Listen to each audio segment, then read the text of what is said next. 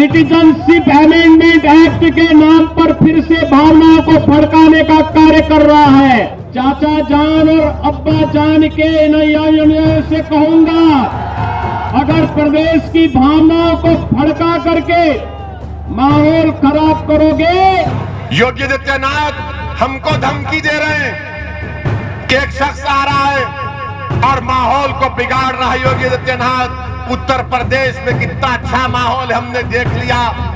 दोस्तों, जैसा कि आपको पता है कि उत्तर प्रदेश के मुख्यमंत्री योगी आदित्यनाथ ने इमाम प्रमुख असदुद्दीन ओवैसी को चुनौती देते हुए कहा था कि जो भी लोग उत्तर प्रदेश में किसी भी बात पर माहौल खराब करने की कोशिश करेंगे, उनसे सरकार सख्ती से निपटना जानती है। आपको बता दें कि हाल ही में असदुद्दीन ओवैसी की ओर से दिए गए एक बयान में कहा गया था कि CAA की वापसी के लिए तमाम लोग सड़क पर आंदोलन करेंगे और उत्तर प्रदेश को शाहीन बाग बना दिया जाएगा। आपको बता दें कि योगी आदित्यनाथ के इस चेतावनी के बाद असदुद्दीन ओवैसी का जवाब सामने आया है। आज यहाँ पर मैं चेतावनी दूंगा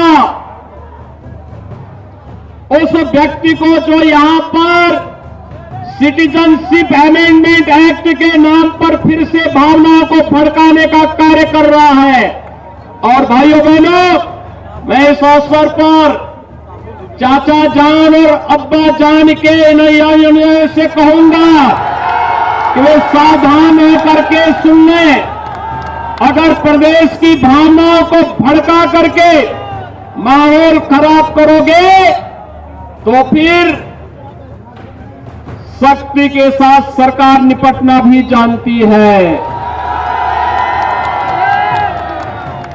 आज प्रदेश में दंगा नहीं, हर व्यक्ति जानता है कि ओवैसी समाजवादी पार्टी के एजेंट बनकर के प्रदेश में भावनाओं को भड़काने का कार्य कर रहे हैं। लेकिन उत्तर प्रदेश आज इस दिशा में आगे बढ़ चुका है। अब दंगा नहीं, दंगा मुक्त प्रदेश के रूप में उत्तर प्रदेश की पहचान है।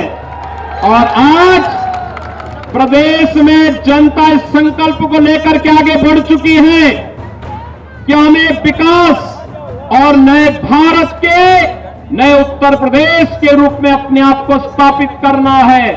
उत्तर प्रदेश में अब दंगों के लिए नहीं, माफियाओं की सरपरस्त सरकार नहीं, माफियाओं की छाती पर बुलडोजर चलाने वाली सरकार आज प्रदेश के अंदर कार्य कर रही है। मैं यहां पर इसलिए आया हूं कि भारत में मुसलमानों के लिए एक और अहम मसला है CAA का। CAA का कानून मुसलमानों के लिए जिंदगी और मौत का कानून है। ये याद रखो मेरी इस बात को। योगी आदित्यनाथ हमको धमकी दे रहे हैं कि एक शख्स आ रहा है और माहौल को बिगाड़ रहा है। योगी आदित्यनाथ, उत्तर प्रदेश में कितना अच्छा माहौल हमने देख लिया। आज TET का इम्तिहान में पेपर लीक हो गया, मगर मैं भारत के मुसलमानों से और उत्तर प्रदेश के मुसलमानों से, उत्तर प्रदेश के सेकुलर जहन रखने वाले हिंदू भाइयों से कह रहा हूं कि CAA कानून के खिलाफ हमको आवाज उठाना है। इस कानून को नरेंद्र मोदी की सरकार को वापस लेना है। जैसा किसानों के एहतजाज पर मोदी ने उन किसान कानून को वापस लिया, ये कानून भी भारत के संविधान के खिलाफ है। ये मजहब की बुनियाद पर बनाया गया। मगर जब मैं इस बात का मुतालबा करता हूं, पूरी पार्लियामेंट में एक तरफ असदुद्दीन ओवैसी भारत के मुसलमानों की आवाज बनकर उनका नुमाइंदा बनने की कोशिश करते हुए, मैं और इम्तियाज जलील ने इस कानून को बीजेपी के 300 एमपीओं के सामने कहा कि जिस तरह गांधी ने उस वक्त के अफ्रीका में सफेद फार्म हुकूमत के गलत कानून को फाड़ दिया था, ओवैसी भी इस कानून को फाड़ता है, इस कानून को रिजेक्ट करते हैं। कहां थी समाजवादी, कहां थी कांग्रेस? जब हमारा कानून हमारे खिलाफ बनता है तो खाली जुमले बोलकर बैठ जाते हैं। हम नरेंद्र मोदी सरकार से इस बात का मुतालिबा करते हैं कि जिस तरह किसानों के कानून को वापस लिया गया, CAA, NRC, NPR को भी बंद होना चाहिए।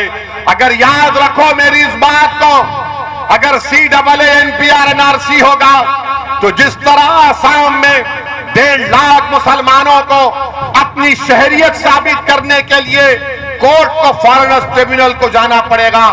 कहीं ऐसा ना हो जाए, इसलिए मैं आपसे अपील कर रहा हूं कि इस बात पर भी गौर करिए, मुत्तहिद रहिए, अपने वोट का इस्तेमाल करिए।